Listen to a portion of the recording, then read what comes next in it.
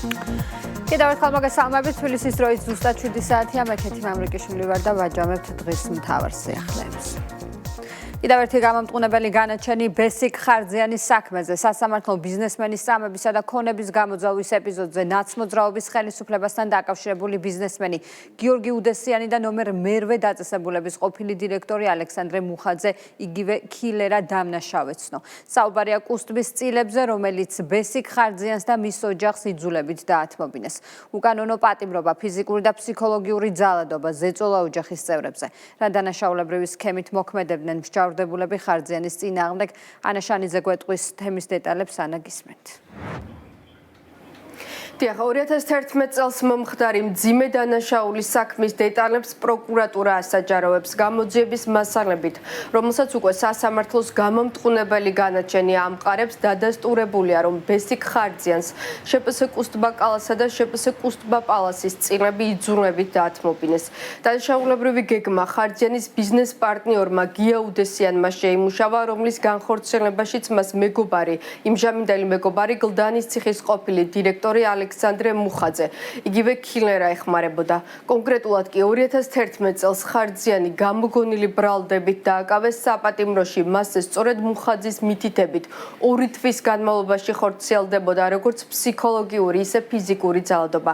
ძალადობაში ჩართულები იყვნენ მერვე დაწესებულების თანამშრომლებიც. მოთხოვნა კუსტბის წილების დათმობა იყო, წინააღმდეგ შემთხვევაში კი ბიზნესმენს ციხეში გაუპატიურებითა და მკვლელობით ემუქრებოდნენ. პარალელურად ზეწოლას ახორციელებდნენ ბესარიონ ხარძიანის ძმაზეც. საბოლოოდ ხარძიანების ოჯახი იძულებული გახდა 4 მილიონი ღირებულების ქონება უდესიანის სასარგებლოდ დაეთმო. თბილისის საქალაქო სასამართლომ სრულად გაიზიარა პროკურატურის მიერ წარდგენილი მტკიცებულებები და ბიზნესმენ ბესარიონ ხარძიანის წამებისა და კუსტბის წილების გამოძალვის საქმეზე გიორგი უდესიანი და გლდანის ციხის ყოფილი დირექტორი ალექსანდრე მუხაძე დამნაშავეცნო. ორივე მათგან საშელის სახით 14 წლით თავისუფლების აღკვეთა განესაზღვრა, თუმცა ამნისტიის შესახებ საქართველოს კანონის საფუძველზე დადგენილი საშელის შემცირდა 1/4 და საბოლოოდ დაუდგინდათ 10 წლითა და 6 თვით თავისუფლების აღკვეთა. სასამართლოში გამოკვლეული მტკიცებულებებით დადასტურდა, რომ 2011 წლის განმავლობაში გიორგი უდესიანის ორგანიზებითა და დავალებით გლდანის ციხის ყოფილი დირექტორი ალექსანდრე მუხაძე უზრუნველყოფდა საპატიმრო დაწესებულებაში მოთავსებული ბიზნესმენის ბესარიონ ხარძიანის სისტემატიურ წამებასა და ძალადობას, რის უმთავრეს მიზანსაც ხარძიანების ოჯახის მხრიდან კუსტბის წილების დათმობა წარმოადგენდა. პარალელურ რეჟიმში უშუალოდ გიორგი უდესიანმა პირადადაც განახორციელა ფიზიკური ძალადობა ბესარიონ ხარძიანის ძმის მიმართ, რა დროსაც დაემუქრა საპატიმრო დაწესებულებაში მოთავსებული ძმის გაუპატიურებითა და მკვლელობით. საბოლოოდ ხანგრძლივი ფიზიკური და ფსიქოლოგიური ძალადობის შედეგად ბესარიონ ხარძიანი და მისი ოჯახი იძულებული შეიქმნა გიორგი უდესიანისთვის დაეთმო კუსტბის წილები, რომლის ღირებულებაც დაახლოებით 4 მილიონ ლარს შეადგენდა. სასამართლოს დღევანდელი გადაწყვეტილება კიდევ ერთი გამარჯვებაა ხარძიანების ოჯახისთვის. მოქმული ბიზნესმენის შვილები ნაციონალური მოძრაობის რეჟიმის სისასტიკეზე საუბრობენ და იხსენებენ, როგორ მიმდინარეობდა წამება და ფსიქოლოგიური ზეწოლა მათ მამაზე. ვფიქრობ, რომ მოსამართემ ძალიან კანონიერი, სამართლიანი და ღირსეული გადაწყვეტილება მიიღო. შესაბამისად მადლობელი და ვიცი ძალიან ესეთი კმაყოფილი ვარ პირდაპირ და გულწრფელად რომ გითხრათ, დღეს უკვე მსჯავრდებულებმა ნამდვილად ჩაიდინეს 15 წლის წინ დანაშაული, ბორკილებ დადებულ ადამიანს აიძულეს წამების მეშვეობით წილები დაეთმო. სხვა შემთხვევაში მამაჩემი ნამდვილად არ მოაწერდა ხელს მინდობილობას, რომ ის საბრძოლოდ მერე შპს კუსტბა კალას წილები დათმო, კუსტბა კალას და პალასის. მადლობა მინდა გადაუხადო პროკურატურას დასაბუთებულად თავისი მტკიცებულებებით, რომ ეს ყველაფერი დამტკიცდეს, რომ ერთხელ და სამუდამოდ, ასე ვთქვათ, გაიგოს ყველა ვინ არის მამაჩემის მკვლელობის დამკვეთი ან დამკვეთები. ეს არის ჩემი საქმელი და ჩვენი ოჯახის. ბიზნესმენ ხარძიანის წამებისა და ქონების გამოძალვის ფაქტებზე სასამართლოს გადაწყვეტილებასთან დაკავშირებით კომენტარი გააკეთა პრემიერ-მინისტრმა. ირაკლი კობახიძის შეფასებით, ბესიკ ხარძიანის საქმე ნაციონალური მოძრაობის რეჟიმის სისასტიკის ერთ-ერთი თვალსაჩინო მაგალითია, რომელიც ადასტურებს, რომ უმძიმეს დანაშაულებში ჩართულები იყვნენ იმჟამინდელი ხელისუფლების მაღალჩინოსნები. ეს საქმე კიდევ ერთხელ შევახსენებს იმას, თუ როგორი სისხლიანი იყო პირდაპირი გაგებით. წინა რეჟიმი, ნაცმოძრაობის რეჟიმი და ხარჯიანის საქმე არის ამის ერთ-ერთი ყველაზე თვალსაჩინო მაგალითი, დაწყებული იქიდან თუ როგორ დაიწყო ეს ყველაფერი, შემდეგ პატიმრობის დროს რა ხდებოდა და შემდეგ ამ ყველაფრის გაგრძელება და ამ ყველაფერში იყვნენ ჩართული მაშინდელი რეჟიმის მაღალჩინოსნები, რაც კიდევ ერთხელ დაადასტურა გამოძიება. 2011 წელს ჩადენილ მძიმე დანაშაულზე გია უდესიანსა და ალექსანდრე მუხაძეს 10 წლით და 6 თვით თავისუფლების აღკვეთა მიესაჯათ. ორივე მათგანს მსჯავრდებული სტატუსი უკვე ჰქონდათ სხვა საქმეებზე. გია უდესიანი 2023 წელს სასამართლომ დამნაშავე ცნო ბიზნესმენ ბესიკ ხარჯიანის გატაცების საქმეზე და 6 წლით პატიმრობა შეუფარდა. ალექსანდრე მუხაძე კი სასამართლოს მიერ დამნაშავედ არის ცნობილი პატიმრის წამების ფაქტზე. მადლობა ანა შანიძე საუბრობდა პირდაპირ ეთერში. 3 წელი შოუის ტრაგედიიდან 2023 წლის 3 აგვისტოს კურორტის ტერიტორიაზე მომხდარმა სტიქიურმა უბედურებამ 33 ადამიანის სიცოცხლე იმსხვერპლა. მოულოდნელად ჩამოწოლილმა მიწის მასამ კურორტზე თითქმის ყველაფერი გაანადგურა. მაშველებით ცხედრებს რამდენიმე კვირის განმავლობაში ეძებდნენ. სამძებრო სამუშაოებში ჩართული იყო ყველა შესაბამისი უწყება. ტრაგედიის ადგილზე დღეს მთავრობის მეთაური, დედაქალაქის მერი და ინფრასტრუქტურის მინისტრი იმყოფებოდნენ.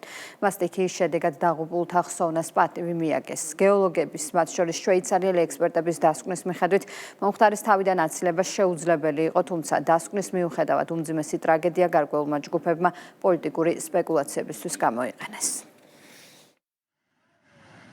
2023 წლის 3 აგვისტოს კურორტ შოვის ტერიტორიაზე მთიდან უეცრად მიწის ტალახოვანი მასა ჩამოწვა და 26 ჰექტარი დაფარა. შემთხვევას 33 ადამიანი ემსხვერპლა. განადგურდა საცხოვრებელი სახლები, კოტეჯები, მთლიანად მიწასთან გასწორდა სასტუმრო სანსეტი, სადაც ტრაგედიის დროს უამრავი დამსვენებელი იმყოფებოდა. სამძებრო სამაშველო სამუშაოები კი 2 თვის განმავლობაში მიმდინარეობდა. შოვი გარე სამყაროს მოწყდა. დღეს საქართველოს ისტორიაში ერთ-ერთი ყველაზე მძიმე სტიქიიდან 3 წელი გავიდა. ტრაგედიის ადგილი დღეს პრემიერ-მინისტრმა დედაქალაქის მერთან და ინფრასტრუქტურის მინისტრთან ერთად მოინახულა. მათ გარდაცვლილების ხსოვნას პატივი მიაგეს და დაღუპულთა ოჯახის წევრებს კიდევ ერთხელ მიუსამძიმრეს. თითოეული ჩვენგანისთვის ეს ხო უდიდესი ტრაგედია და რასთავარია ჩვენ ყველაფერი უნდა გავაკეთოთ იმისათვის, რომ მომავალში წინასწარ იყოს ყველაფერი გაკეთებული იმისათვის, რომ თავიდან იყოს არიდებული მსგავსი ტიპის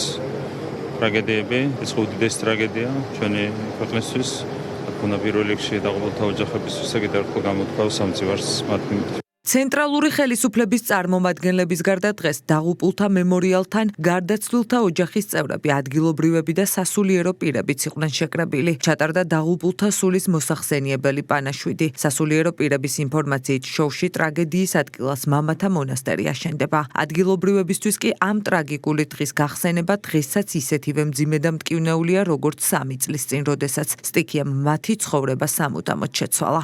მადლობა უფალსრო თვითონ ეპარქიის ძალისხმევი და მთავრობის მხარდაჭერით აქ უნდა აშენდეს მამათა მონასტერი. ემოციურია ძალიან. ყოველ წუთს განვიცდით იგივე ტკივილს, რაც მაშინ გავიარეთ. ძალიან მძიმეა ეს ყველაფერი. ძალიან მძიმეა, მაგრამ მაინც მოვედი რომ მინდა იმაცულებს პატივი მივაგოთ, მაინც ასე მგონია რომ რაღაცა ხდება მაინც. კაციგები. მამა დაუყარგე ამ სტიქიის დროს და ბევრი ნათესავი, ბევრი ახლობელი ის ტკივილი, რაც ჩვენ განვიცადეთ იმ პერიოდში არ ნელდება. მოხდა ის სტიქიური უბედურება არის და მაგისგან ეხლა დაზღვეული არავინ არ არის, დღეს რა იქნება, ხვალ რა იქნება, ბუნება არის და ბუნებას ეხლა წინ ვერავინ დაუდგება.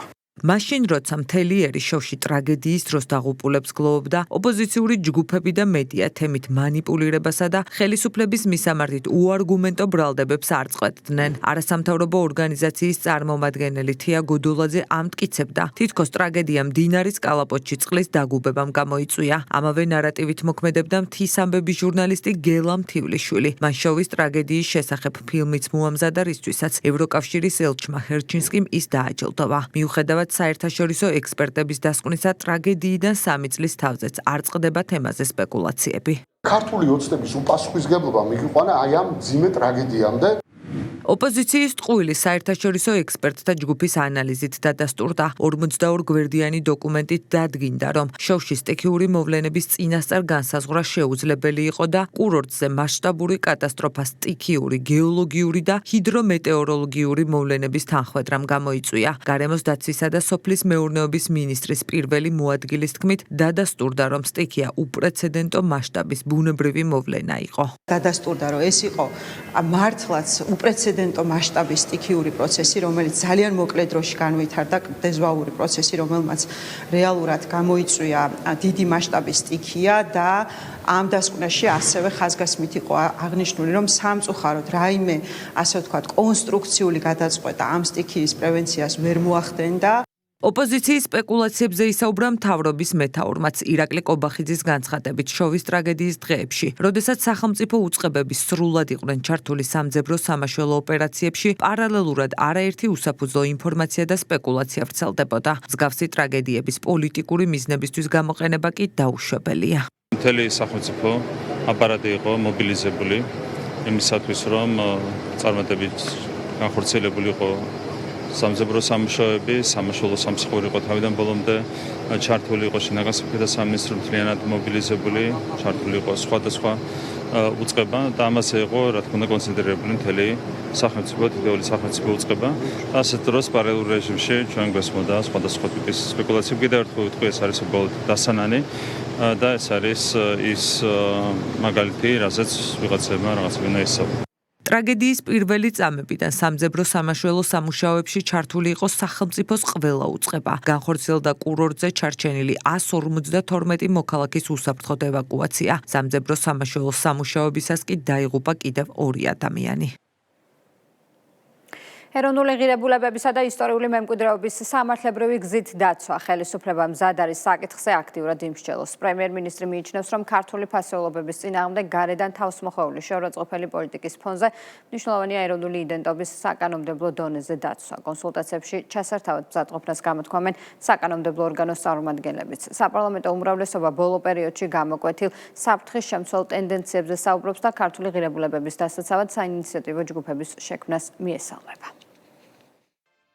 რას ემსახურება და ვისი დაკვეთა იკითხება საქართველოს ეროვნული ღირებულებების გაუფასურების მცდელობაში. მთავრობისა და საკანონმდებლო ორგანოს წარმომადგენლები ისტორიული, სულიერი და კულტურული მემკვიდრეობის შეურაცხყოფის აღსაკვეთად საკანონმდებლო ზომების მიღებასთან დაკავშირებით მსჯელობაზე მზაობას გამოთქვამენ. ხელოვანებისგან დაკომპლექტებული საინიციატივო ჯგუფის წინადადებას პრემიერ-მინისტრი გამოეხმაურა. ირაკლი კობახიძის განცხადებით სიწმინდეების დაკნინების მცდელობა გარეძალების მიერ განხორციელებული ორკესტრირებული შეტევა, რომლის აღსაკვეთადაც ხელისუფლებამ კანონის ფარგლებში ყველა საჭირო ზომა უნდა მიიღოს. ნამდვილად არის რეაგირება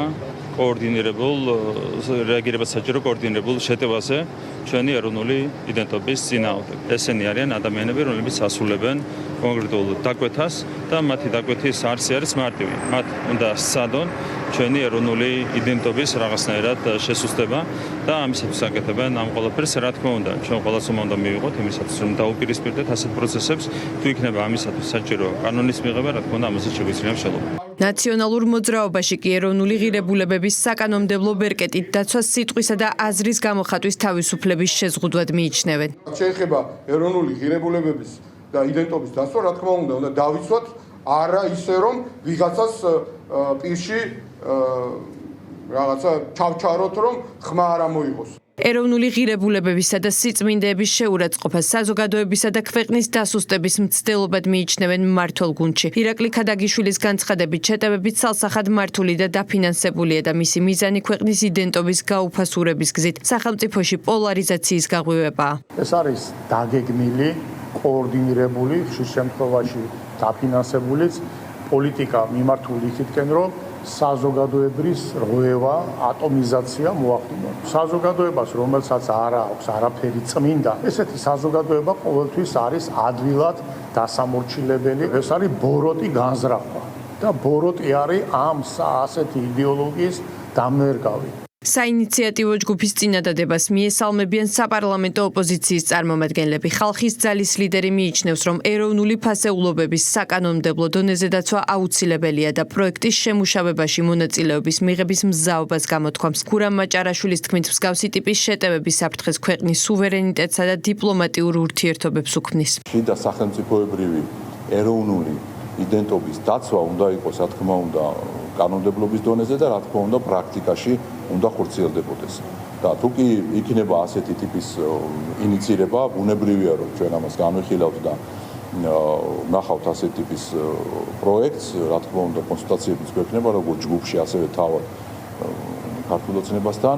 ხელოვანების მიერ დაკომპლექტებულმა ჯგუფმა საკანონმდებლო ბაზის შექმნის წინადადება რამდენიმე დღის წინ წამოაყენა და მათი მიზანი ბოლო პერიოდში გამოკვეთილი საფრთხის შემცველი ტენდენციების წინააღმდეგ ბრძოლაა. ორი დღე ნაციონალური მოძრაობის ყრილობამდე და გამწვავებული დაპირისპირება თანაგუნდელებს შორის განხეთქილების მიზეზი ამჯერად გასულ კვირას ჩატარებული პოლიტსაბჭოს ხდომა, რომლის ლეგიტიმურობასაც ერჩქვეშ აყენებს პარტიის თავმჯდომარის მოვალეობის შემსრულებელი.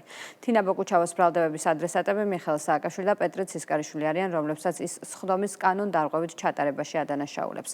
ბრალდებები ისმის ბოკუჩავას მისამართითაც მის ბოლოდროინდელ განცხადებებში სააკაშვილის პარტია თანამდებობის შენარჩუნებისთვის ბრძოლის მცდელობას ხედავს. ნაცმოძრაობაში არსებული კრიზისის პარალელურად ისევ პარალელურ რეალობაშია მიხეილ სააკაშვილი, რომელიც ამჯერად საკუთარი თავი ბერძნულ მითოლოგიაში იპოვა. პარტიის თავმჯდომარის მოვალეობის შემსრულებელი თანაგუნდელებს ბრალდებებს ქობულეთიდან უყენებს. თინა ბოკუჩავა პოლიტსაბჭოს იმ სხდომას, რომელსაც თავად არ დაესწრო არალეგიტიმურს უწოდებს. ამის საფუძვლად კი მის კანონდარღვევით ჩატარებას ასახელებს. უფრო კონკრეტულად კი საუბარია პეტრე ცისკარიშვილის მხრიდან სააკაშვილის დავალების შესრულებასა და ხელმოწერების გაყალბებაზე.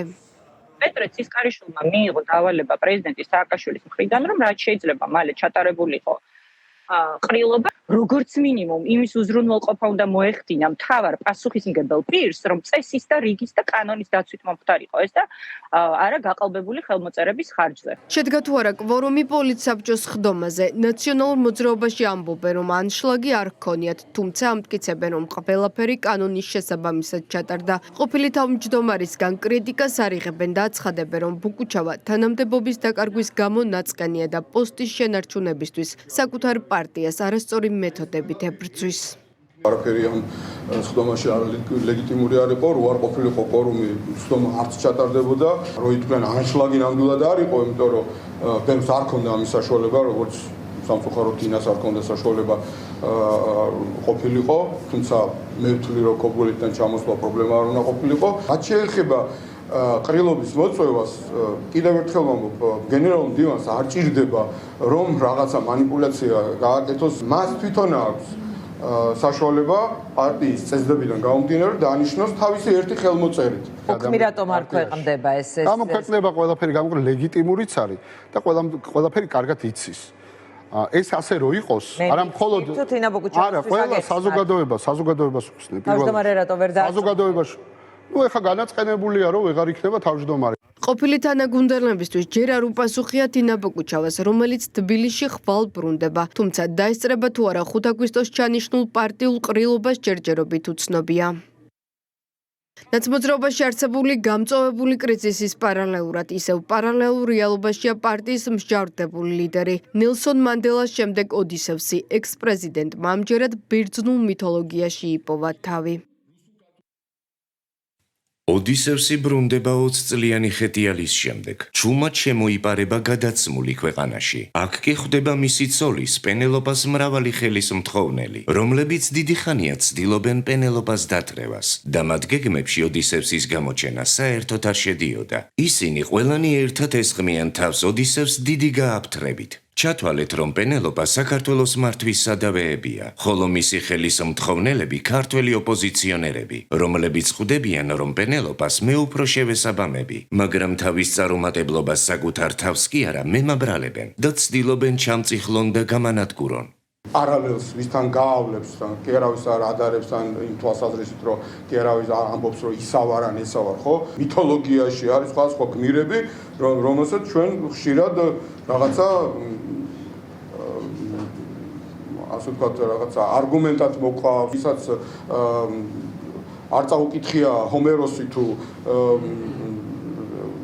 ბერძნული სხვა ასე ვთქვათ ავტორები თუ არ იცნობს ბერძნულ მითოლოგიას თუ ქართულ ლიტერატურას, ეს მისი პრობლემაა. შესაბამისად, რასაც ჩათვლი საჭიროს, იმას იტყვის.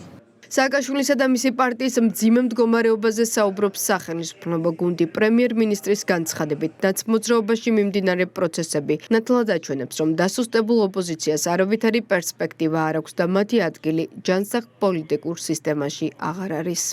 ნამდვილად არ არის ეს ჯანსაღი მდგომარეობა და კიდევ უფრო მეტად დავლენს თითქოს ეს ადამიანი იმას, რომ თავის როზე 9 წლის განმავლობაში არაჯანსაღ ადამიანს ეყრა ამ ქვეყნის სადავეები და მე მინდა ყველა შევახსენო, რომ ეს ადამიანი, ასეთი არაჯანსაღი ადამიანი ჩვენ გარედან დაგვისვეს საქართველოს პრეზიდენტად. ჩვენთვის არის ნაკლებად საინტერესო, ეს არის პარტია, რომელიც ამ დასუსტებულ ოპოზიციაშიც კი მეორე ადგილზე გავიდა. არავითარი შანსი არ აქვს მათ საომალოდ. არის შიდა დაპირისპირებები, რაც არის საბოლოო ჯამში რა თქმა უნდა ოპოზიციის სისუსტის გამოვლინება. უკვე პარტიის შიგნითაც კი აქვს დაპირისპირებები. ეს ყველაფერი რა თქმა უნდა მიანიშნებს მათ სისუსტეზე და მნიშვნელოვანი ასე გაგრძელდეს პროცესები, ასეთი პოლიტიკური ძალების ადგილი ჩვენს პოლიტიკურ სისტემაში, ჯანსაღ დემოკრატიულ პოლიტიკურ სისტემაში ნამდვილად არ არის. კოლექტიური ნაცმოძრაობა არ უნდა იყოს პოლიტიკური სისტემის ნაწილი, წინააღმდეგ შემთხვევაში პოლიტიკური სისტემა ჯანსაღი ფორმით უბრალოდ ვერ განვითარდება. ეს არის კიდევ უფრო ღრმა კრიზისის მაჩვენებელი.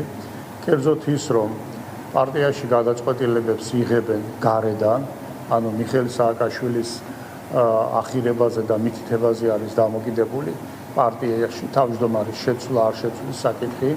ეს ერთი და ყველაფერი ეს კიდევ ერთად აღებული მიუთითებს იმაზე, რომ პარტიას არ გააჩნია ნორმალური რესურსი იმისათვის, რომ პოზიტიური პოლიტიკური დღესასრიგი კონდეს და თავისი შიდა პარტიული, ასე ვთქვათ, კომუნიკაცია იყოს გამართული. ეს არის აი ამ მრავალწლიანი საბოტაჟზე აწყობილი და აგებული პოლიტიკის შედეგი, რომელიც დაუბრუნდა პარტიას შიგნით. და ის, რასაც ისინი საქართველოსთვის, ასე ვთქვათ, აკეთებდნენ და იმეტებდნენ ამ საბოტაჟის კუთხით, დღეს ამის მსხვერპლი გახდნენ თვითონ. ნაციონალური მოძრაობის ყრილობა 2 დღეში ჩატარდება. პარტიამ შიდა მმართველობითი ორგანო და მისი დროებითი თავმჯდომარე უნდა აირჩიოს.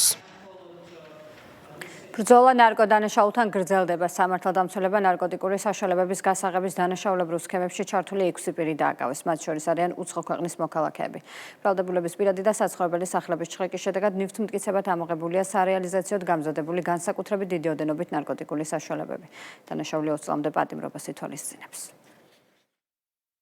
სპეციალურად მოწყობილი სამალავების საგულდაგულოდ შეფუთული აბები და რეალიზაციისთვის გამზადებული დიდი ოდენობით ნარკოტიკი. სამართალდამცველებმა ნარკოდანაშაულის ბრალდებით დანაშაულებრივ სქემებში ჩართული 6 პირი დააკავეს. მათ შორის არიან უცხო ქვეყნის მოქალაქეებიც.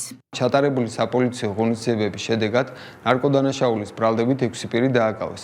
დაკავებულთა შორის არიან როგორც საქართველოს, ასევე უცხო ქვეყნის მოქალაქეები. ბრალდებულების პირადი და საცხოვრებელი სახლების ჩხრეკის შედეგად ამოღებულ განსაკუთრებით დიდი ოდენობით ნარკოტიკულ საშუალებებს შორისაა 1 კილოგრამამდე კოკაინი, 5 კილოგრამი მარიხუანა, 5 კილოგრამამდე მცენარე კანაფი, ჰაშიში, 520 ფირფიტალი ზერგიდი და 23 შეკორად დაფასოებული მეფედრონი. სამართალდამცველების მიერ ჩატარებული საგამოძიებო მოქმედებების შედეგად ამოღებულია განსაკუთრებით დიდი ოდენობით სხვადასხვა სახის ნარკოტიკული საშუალება და ნარკოტიკების დაფასოებისთვის საჭირო მასალები.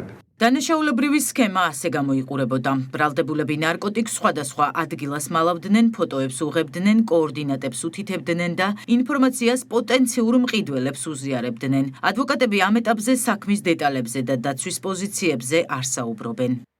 ჯერჯერობით მხოლოდ იყო აღკვეთი რომიზება. არც ჩვენება მიუჩია ჯერ, არსებითი ხალხი არ დაწესებულა. სასამართლოს თქმა არასდროს თქმა შემიძლია, იმიტომ არა ვარ მასთან შეთანხმებული. დაკავებულებს ბრალდება უკვე წარედგინათ. დანაშაული 20 წლამდეან უვადო თავისუფლების აღკვეთას ითვალისწინებს. შინაგან საქმეთა სამინისტრო ნარკოდანაშაულის წინააღმდეგ უკომპრომისო ბრძოლას აგრძელებს. პლატფორმა, რომელიც მომხმარებლებს ხელსაყრელი ფასების მოძიებას შეეხმარება. ფასდაკლებული პროდუქციის შესახებ საოჯახო კალათის ფუნქციები გაფართოვდა. ამერიდან ერთიან საინფორმაციო ვებ გვერდზე მომხმარებლები 13 საბაზისო სასურსათო პროდუქტთან ერთად 10 პირადი ჰიგიენისა და საყოფაცხოვრებო დანიშნულების არასასურსათო პროდუქტის ფასების შედარებასაც შეძლებენ. i-კალათა-gov.gz-ზე წარმოდგენილია 13 უმსხვილესი სავაჭრო ქსელის 477 საუკეთესო შეთავაზება. პორტალის ამოქმედებიდან დღემდე საბაზისო სასურსათო პროდუქტების ყველაზე დაბალი ჯამური ღირებულება 15%-ით შემცირდა. დეტალები სიუჟეტში.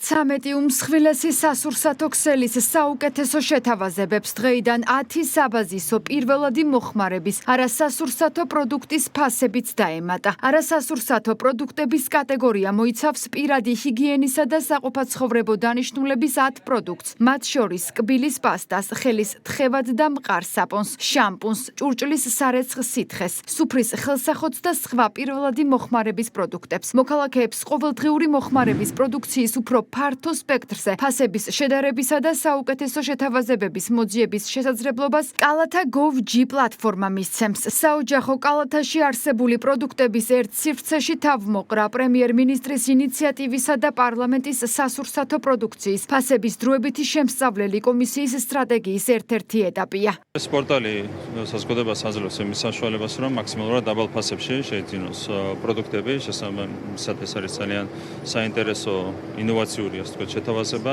პროექტი და მნიშვნელოვანია, რომ ფართოვდება შესაბამისი პროდუქტების ჩამონათვალი, რაც საზოგადოებას მიცემს იმის საშუალებას, ჩვენს მოქალაქეებს მიცემს იმის საშუალებას, რომ მათთვის სასურველი კალათი შეიძინონ ყველაზე უფრო იაფად.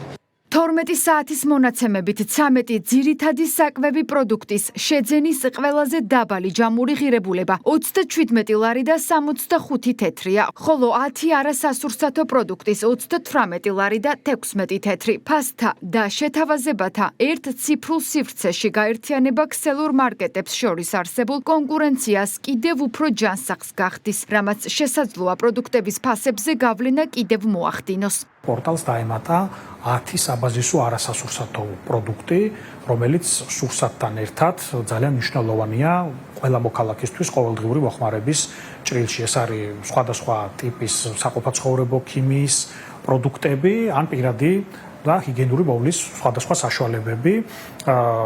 ამჟამად მთლიანობაში ყოველდღიურად პორტალზე წარმოდგენილია დაახლოებით 400-დან 500-მდე საუკეთესო შემოთავაზება. პროგრამაში ჩართული მარკეტები კონკურენციის სააგენტოს საოჯახო კალათაში არსებულ პროდუქტებთან დაკავშირებით განახლებულ ინფორმაციას ყოველკვირეულად მიაწვდიან. კალათა.gov.g-ის მოხმარება მსურველებს ნებისმიერი ელექტრონული მოწყობილობის საშუალებით შეუძლიათ. ახლა მომავალში გაეშვება მობილური აპლიკაცია, რომლითაც მომხმარებელი კიდევ უფრო მარტივად შეძლებს, რომ მისთვის სასურველი პროდუქცია გაფილტროს და მოძებნოს კალათა.gov.g-ის საშუალებით. ასევე რასაც ვაკვირდებით, კონკურენცია უფრო გამჭვირვალე გახდა, კონკურენტები ერთმანეთს ადევნებენ თვალს და კიდევ უფრო კონკურენტულ ფასებს თავაზობენ მომხმარებელს. შესაბამისმა უწყებებმა ელექტრონული პორტალი ბერძნული მოდელის მიხედვით შექმნეს, სადაც პლატფორმა წარმატებით ოპერირებს. მარნეულის მუნიციპალიტეტში გრძელვადიანი განვითარების სტრატეგიული დოკუმენტის პროექტის საჯარო განხილვა გაიმართა. მუნიციპალიტეტის მერმა მოსახლეობას დაგეგმილი პროექტები დეტალურად გააცნო. სტრატეგიულ დოკუმენტში ყურადღება გამახვილებულია ტურიზმის განვითარებაზე, საგზაო, საგანმანათლებლო, სპორტული და წყალმომარაგების ინფრასტრუქტურის გაუმჯობესებაზე, რაც მუნიციპალიტეტის სოციალურ-ეკონომიკურ განვითარებას მნიშვნელოვნად შეუწყობს ხელს. მოსახლეობაში დიდი ინტერესი გამოიწვია ამ დოკუმენტმა და ის არაერთი კითხვა იყო წარმოდგენილი წინადადება და ეს ძალიან კარგია და მნიშვნელოვანია. სწორედ მოქალაქეთა აქტიურობით, მათი ჩართულობით ჩვენ უნდა დავგეგმოთ და მუნიციპალიტეტმა უნდა დაგეგმოს უპირველეს ყოვლისა მისი ყველა სამამავლო პროექტი. იყო მათ მხრიდან ძალიან აქტიური მონაწილეობა, იყო საინტერესო კითხვები, რომელსაც მე ვუპასუხე და აუცილებლად სამომავლოდ ჩვენ დღეს საჯარო განხილვა გქონდა და საბოლოო სახეს რომ მივცემთ გრძელვადიან სტრატეგიულ დოკუმენტს, აუცილებლად გავითვალისწინებთ მოსახლეობის აზრს. დოკუმენტი არის ვრცელი, დიდი, სადაც დეტალურად არის აღწერილი თუ როგორც ხედავს მუნიციპალიტეტი მიმართულებების განვითარებას კონკრეტული სამოქმედო გეგმებით, კონკრეტული განსახორციელებელი ნაბიჯებით. მაღალი ტემპერატურა ქვეყანაში და ქრონიკული დაავადებების გამწვავების რისკი. Როგორ დავიცვათ თავი ძლიერი სიცხით გამოწვეული გართულებებისგან? სპეციალისტები მოსახლეობას კონკრეტული რეკომენდაციებით მიმართავენ, მათ შორის მედიკოსები მოქალაქეებს დღის ყველაზე ცხელ საათებში ქუჩაში გადაადგილებისგან, თავის შეკავებისკენ და საკმარისი რაოდენობით წყლის მიღებისკენ მოუწოდებენ. დეტალებით ევა გამდილაშვილი. საკმარისი რაოდენობით სითხის მიღება და ალკოჰოლის, ტკბილი და კოფეინის შემცველი სასმელების მოხმარებისგან თავის არიდება. ზაფხულის ცხელ დღეებთან დაკავშირებით დაავადებათა კონტროლისა და საზოგადოებრივი ჯანმრთელობის ეროვნული ცენტრი მოქალაქეებს რეკომენდაციებით მიმართავს. მედიკოსები მოსახლეობას დღის ყველაზე ცხელ საათებში ქუჩაში გადაადგილებისგან, თავის შეკავებისკენ მოუწოდებენ. ასევე დაუშვებელია ბავშვებისა და ცხოველების გაჩერებულ ავტომობილში დატოვება. Დებელია მივიღოთ დიდი რაოდენობით წყალი, მოვერიდოთ მზის პირდაპირ სხივებს, ამავდროულად შევამციროთ შუა დღეს, როდესაც ყველაზე მაღალია ტემპერატურა ქუჩაში ღია სივრცეში გადაადგილება, ასევე გასათვალისწინებელია, რომ უნდა შემცირდეს რასაკვირველი ალკოჰოლის მიღება. მაღალი ტემპერატურა პირდაპირ გავლენას ახდენს ადამიანის ჯანმრთელობაზე და იწვევს როგორც სხვადასხვა დაავადების განვითარებას, ასევე არსებულის გამწვავებას. ყველაზე მოწყვლად ჯგუფს განეკუთვნებიან ორსულები, ხანდაზმულები და ქრონიკული დაავადების მქონე პირები. რისკ ჯგუფს მიეკუთვნებიან ახალშობილები და ბავშვებიც. ამიტომ მედიკოსები მშობლებს განსაკუთრებული ყურადღებისკენ მოუწოდებენ. ბავშვების შემთხვევაში, ანუ მშობლებმა იცოდნენ, რომ უნდა მისცენ ბავშვებს დიდი რაოდენობით სითხე, ამ შემთხვევაში წყალი, ჩვილების შემთხვევაში, ანუ ახალშობილების შემთხვევაში უნდა გამოიყენონ დედის რძე. საცხოვრებელ სივრცეში მნიშვნელოვანია სიგრილის შენარჩუნება, ხოლო ოთახების განიავება ღამისა და დილის საათებშია რეკომენდებული. ერთ-ერთი რჩევა ასევე მაღალი ინტენსიური ფიზიკური აქტივობისგან თავის შეკავება. მივიღოთ რაც შეიძლება მეტი წყალი, მოვერიდოთ მზის ქვეშ ყოფნას, თავი შევაფაროთ ხოლმე ისეთ შენობებს, სადაც გაგრილება არის შესაძლებელი, ხოლო საცხოვრებელ სახლში შევინარჩუნოთ სიგრილე. ქუჩაში გასვლისას რეკომენდებულია ღია ფერის, თავისუფალი და ნატურალური ქსოვილის ტანსაცმლის დარება, ასევე ქუდის, ქოლგისა და მზისგან დამცავი სათვალის გამოყენება. ეს იყო დღევანდელი დღის მთავარი სიახლეები, მე ხოლმე გემშვიდობებით ნახვამდის.